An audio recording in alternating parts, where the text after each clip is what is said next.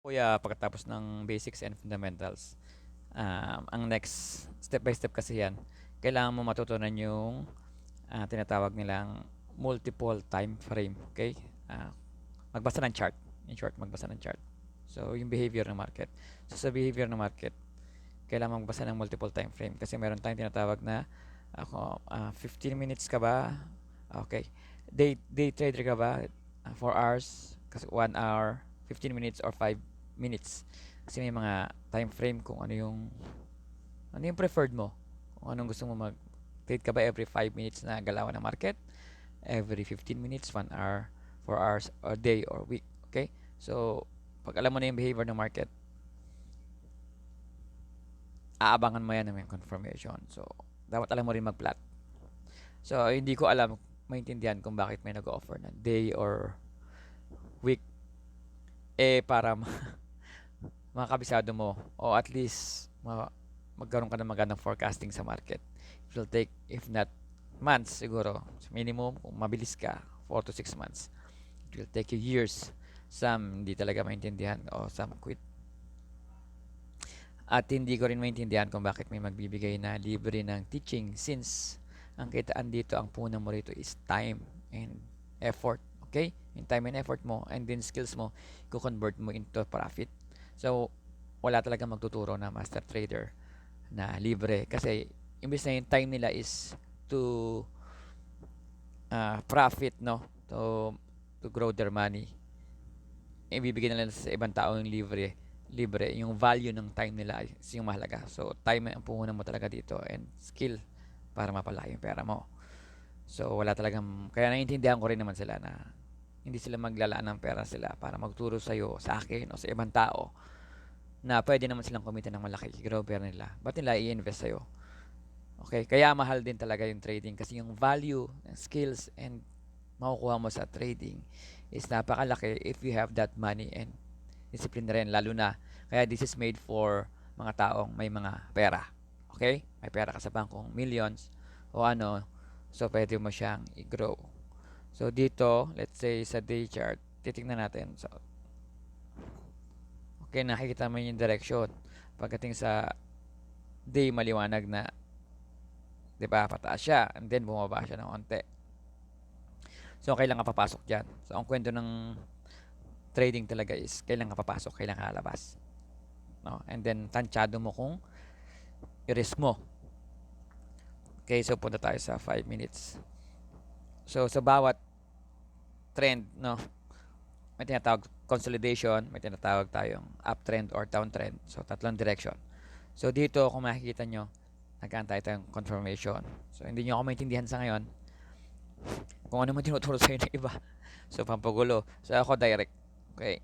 Magkaantay tayo ng confirmation na kung ano yung confirmation na yun is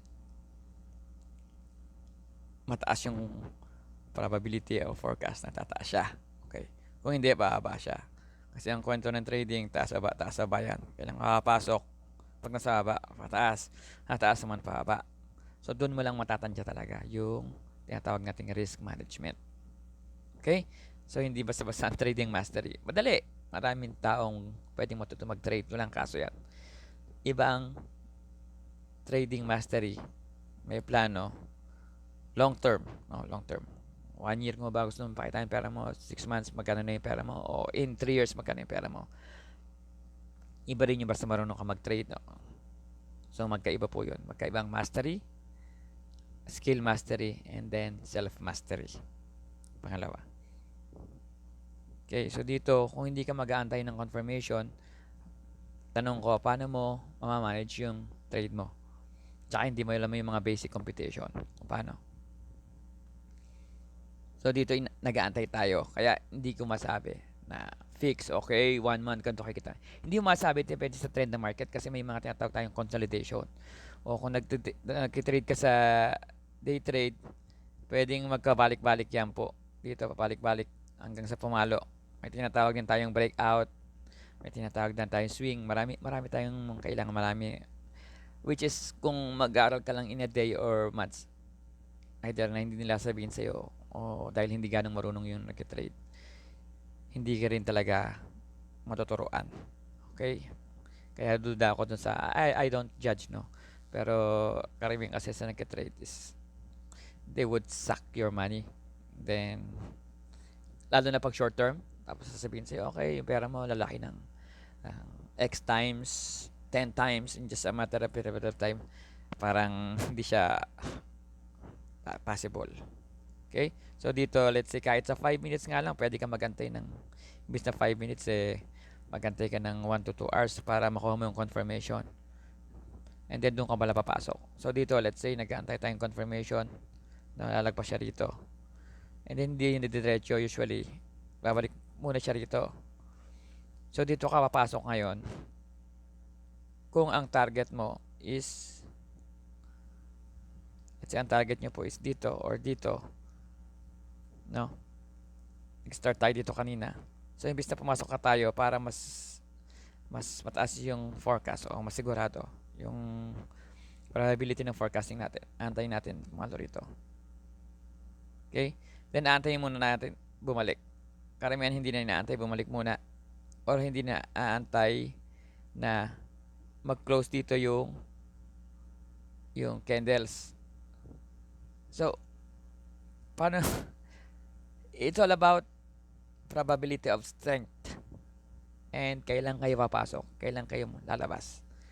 Nang sa ganon, tansya nyo yung numbers nyo o yung pera nyo. Kung paano nyo i-manage. Okay? Paano siya lumaki. So, marami, sa tingin ko kung hindi rin kayo nakatutok, araw-araw, ilan lang gagawin nyo, 4 months or 6 months is not enough. Kaya karamihan sa trading in 1 year, nag-quit na sila. Kasi, pagdating sa perception pa lang skills and mastery, pag hindi mo talaga makukuha, mag-quit ka. Okay? Kaya po, napakalaki ng value ng trading. Kaya po, mahal siya. And justified na mahal talaga siya. It's not the price or the cost. It's the value na binabayaran mo. Kaya, naiintindihan ko naman kung bakit kailangan magbayad ng 1 million, half million, or millions para sa trading mastery. Kasi nga naman, kasi this is made for people who have money. And yung may gusto na mag-invest, gusto na malaki pera nila. Hindi po ito ginawa para sa may maliit kang pera and then gusto mo maging gazillion o million overnight. Hindi po siya. Trading is a marathon game. Okay? Hindi po siya sprint. Okay po. Sana intindihan na natin siya. So, ganun po siya kasimple.